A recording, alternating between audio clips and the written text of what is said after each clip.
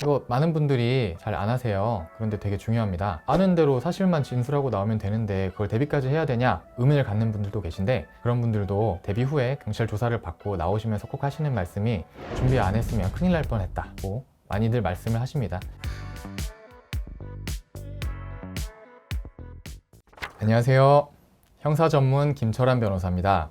뉴스나 기사 보시면 재벌 총수나 연예인 같은 유명인들이 경찰 조사를 앞두고 대형 로펌을 선임했다, 이런 내용들 종종 보셨을 거예요. 이제 그분들이 대형 로펌을 선임하면 조사 전에 조사는 어떻게 받아라, 어떻게 대응해라, 이런 내용들로 상세히 코칭을 해줍니다. 오늘 영상에서는 그 대형 로펌의 경찰 조사 대응 코칭하는 그 비법, 그걸 여러분들께 공유 드리도록 하겠습니다. 처음에 내가 피의자가 됐다는 사실을 알게 되는 건 보통 경찰서에서 전화를 받는 순간입니다. 어디 경찰서 무슨 팀 누구누구 수사관인데요, 고소를 당하셨네요, 조사받으러 오셔야겠습니다, 이런 내용으로 이제 경찰에게 전화가 오죠. 그럴 땐 당황하지 마시고 어느 경찰서 어느 팀 소속인지 그 수사관에게 다시 한번 물어보시면 좋겠습니다. 팀을 물어보시는 것만으로도 고소의 내용이 대략 어떤 것인지 짐작이 되거든요. 예를 들어서 경제팀이라고 하면 사기, 횡령, 배임 같은 범행으로 이제 고소가 된 걸 거고요. 여청팀이라면 성폭행 범죄일 가능성이 크고, 형사팀이라고 하면 폭행, 절도, 이런 좀 강력 사건들 위주겠죠. 그래서 그 팀을 물어보는 것만으로도 내가 어떤 내용으로 고소가 됐구나 대략적으로 짐작은 됩니다. 네, 그 다음으로 수사관이 이제 전화를 했으면 조사 일정을 잡으려고 하는데요. 그 조사 일정은 바로 잡을 필요는 없습니다. 수사관은 이제 별일 아니라는 듯이 얘기하면서 당장 다음 주 중에 가능한 날을 말해달라, 이렇게 얘기를 하기도 하는데, 당장 일정을 잡지 않으면 큰일 날 것 같은 생각이 들고 해서 조사 일정을 바로 잡는 분들이 계신데 그러실 필요 전혀 없고요. 일단 고소 내용이 뭔지 파악하고 조사를 받겠다고 대응을 하시면 됩니다. 근데 밖에 지금 여의도 직장인들만 봐도 평일에는 거의 시간이 되게 어려운데, 맞아요. 저녁이나 주말에도 시간 조율이 가능한가요? 제 경험으로는 그래도 직장인들 중에 한 4분의 1 정도는 저녁 시간이나 주말에 조사를 받으시는 것 같아요. 보통 불이익이 있고 그런 건 아니잖아요. 특별히 불이익이진 않습니다. 그리고 수사관이 전화 과정에서 간혹 그 사건 내용을 물어보는 경우가 있어요. 물론 전화로 하는 게 이제 정식 조사는 아니지만 대답한 내용들은 수사관이 수사보고서라는 형태로 별도의 수사기록으로 만들어둘 수가 있습니다. 만약에 전화로 했던 대답 내용과 나중에 실제로 피의자 조사를 받을 때 했던 진술 내용이 달라지면 그걸 근거로 추궁을 받을 수도 있고 그게 불리하게 작용할 수도 있어요. 사건 내용 내지 사실관계에 대해서는 수사관이 물어본다고 하면 지금은 말씀드리기 곤란합니다, 아니면 나중에 조사받을 때 다 말씀드리겠습니다 정도로 응대하시면 되겠습니다.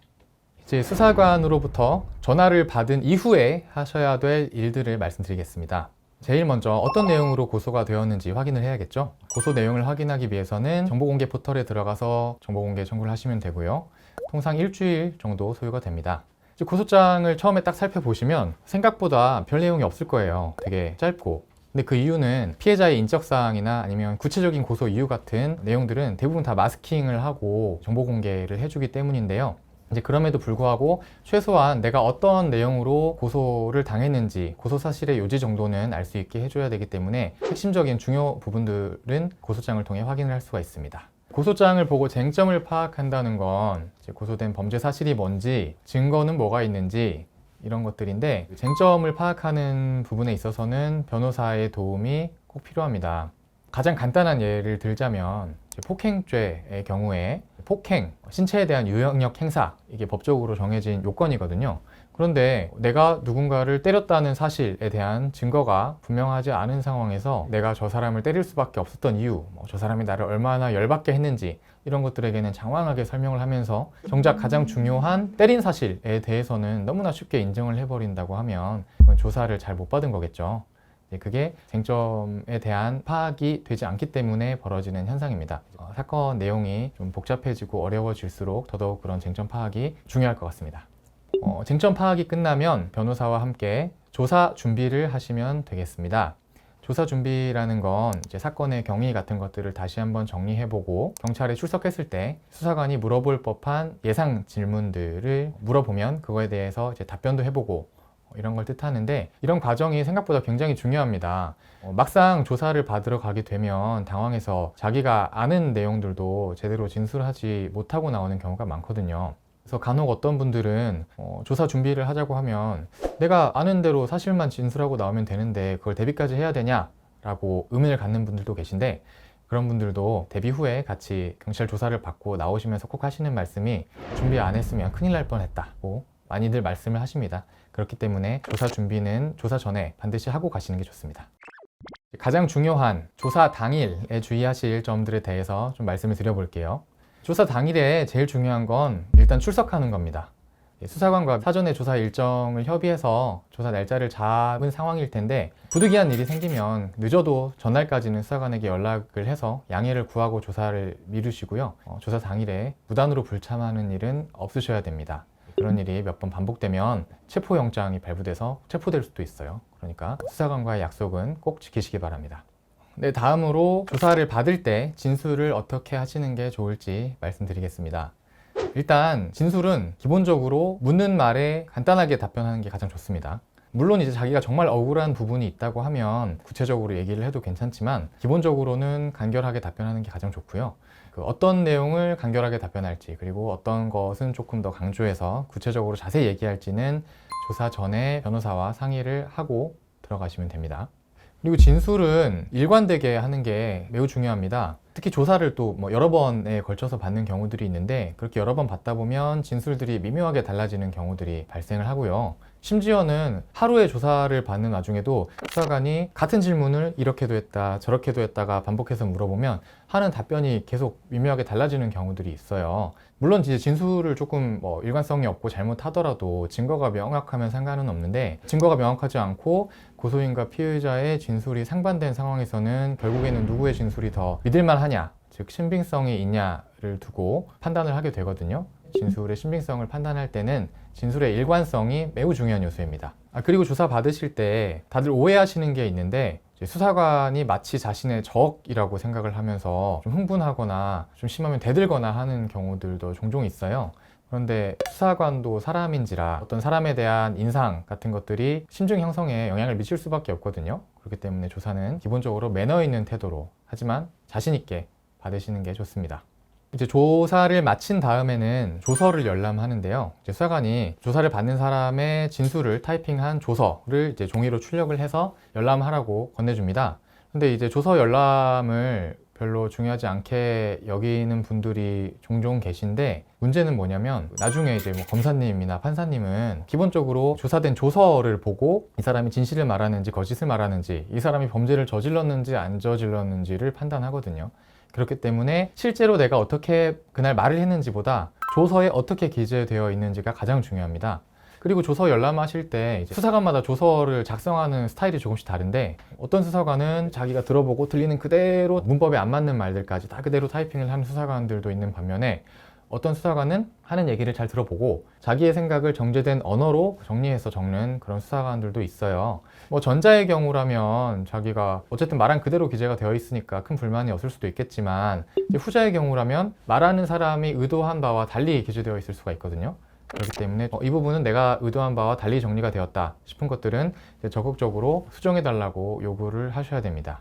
조서 열람이 특히 중요한 이유가요, 물론 한두 시간짜리 짧은 조사라면 괜찮으실 수도 있지만 3, 4시간 이상 장시간 조사를 받다 보면 조사를 마칠 무렵에는 굉장히 이제 피곤한 상태인 경우가 많아요. 그렇기 때문에 이제 글자도 눈에 잘 안 들어오고 내가 말한 대로 어련히 잘 적었겠거니 하면서 그냥 넘기는 경우들이 많거든요. 이제 그럴 때일수록 이제 조금 더 집중해서 조사를 보셔야 되고요. 그런 면에서도 이제 옆에 앉아 계신 변호사님의 역할이 굉장히 중요합니다. 그러면 그때 조서에 내가 말한 거 빠졌는데 하면 추가를 해주나요? 아니면 재조사를 들어가나요? 대부분 추가를 해줍니다. 경찰관 분들은요 생각보다 친절하세요. 그래서 조사를 받고 나서 수사관님 제가 이런 내용을 진술했는데 여기에 빠졌습니다 하면 거의 대부분 그대로 다시 조서에 추가해 주십니다. 그러니까 부담 갖지 마시고 적극적으로 요구하셔도 괜찮습니다. 마지막으로 조사를 잘 받으신 다음에 할 일들을 말씀드리겠습니다. 조사를 다 받으시고 나서 가장 먼저 하실 일은 피의자 신문 조서에 대해서 정보공개 청구를 하시는 겁니다. 이거 많은 분들이 잘 안 하세요. 그런데 되게 중요합니다. 정보공개 청구는 조사 당일에 경찰서 민원실에 가서 하셔도 되고요. 집에 가서 인터넷으로 정보공개 포탈 들어가서 하셔도 되는데 고소장과 마찬가지로 정보공개하면 보통 일주일 안에 정보공개를 해주거든요. 그게 중요한 이유는 물론 경찰에서 한번 조사를 받고 불송치 결정으로 사건이 종결되면 가장 좋겠지만 만약에 검찰이 송치가 된다고 하면 검찰에서 한 번 더 조사를 받으셔야 될 수가 있어요. 그런데 검찰에서 조사 받으실 때 제일 중요한 기초 자료가 바로 경찰 피의자 신문조서입니다. 왜냐하면 경찰에서 진술한 내용과 달라지면 안 되잖아요. 그러면 바로 이 사람의 진술에 일관성이 없네 라고 판단하기가 쉽겠죠. 그렇기 때문에 꼭 조서를 받아 두시는 게 좋고, 간혹 경찰 조사 받을 때 이제 변호사 없이 혼자 받으시다가 검찰에 송치되고 난 이후에야 비로소 변호사를 찾아오는 분들이 계세요. 근데 그런 분들이 거의 대부분 경찰 피의자 신문조서를 가지고 계시지 않습니다. 그러면 이제 의뢰받은 변호사 입장에서는 굉장히 답답하죠. 경찰에서 어떻게 진술했는지 모르니까 검찰에서는 어떻게 진술해야 되는지에 대해서도 정확하게 코칭을 해드리기가 어려운 거죠. 그러니까 경찰 피의자 신문조서는 조사 이후에 바로 정보공개 청구를 해서 꼭 확보해 두시기를 권유드립니다. 다음으로 하실 일은 필요한 자료들을 제출하는 겁니다. 형사사건은 기본적으로 증거 싸움이에요. 유리한 증거를 가진 쪽이 이길 수밖에 없습니다. 증거는 조사 전에 내도 되고요. 조사 당일에 들고 가서 내도 되고, 조사 이후에 내도 됩니다. 조사 받을 때 이제 수사관이 어떠한 자료를 내라고 요청하는 경우들도 있어요. 근데 자료들을 내실 때 가급적 이것도 변호사의 상담을 받아서 변호사를 통해서 제출을 하시는 게 좋습니다.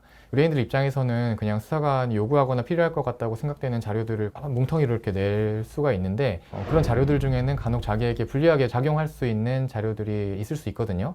그래서 이제 변호사님들의 검토를 받고 자신에게 유리한 것으로 구성해서 내는 게 제일 좋고요. 이제 간혹 자기에게 불리한 자료임을 알지만 어쩔 수 없이 내야 하는 경우가 있어요. 대표적으로 계좌 거래 내역 같은 것들.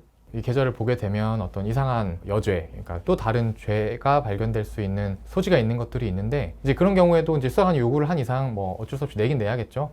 근데 그렇게 낼 땐 내더라도 이제 변호사의 검토를 받고, 이걸 냈을 경우에는 이러이러한 리스크가 있다라는 점들을 미리 염두에 두고 제출을 하면 이후에 벌어질 상황에 대해서 대비하기도 훨씬 용이하겠죠. 그러니까 꼭 변호사들의 검토를 받고 자료를 제출하시기 바랍니다. 여러분들 경찰 처음 조사받으러 오라고 연락받으면 너무 두렵잖아요. 대부분 다 처음 그런 전화를 받아보실 텐데 그럴 때 당황하지 마시고 오늘 영상 참고하셔서 조사 잘 받으시면 좋겠습니다. 감사합니다.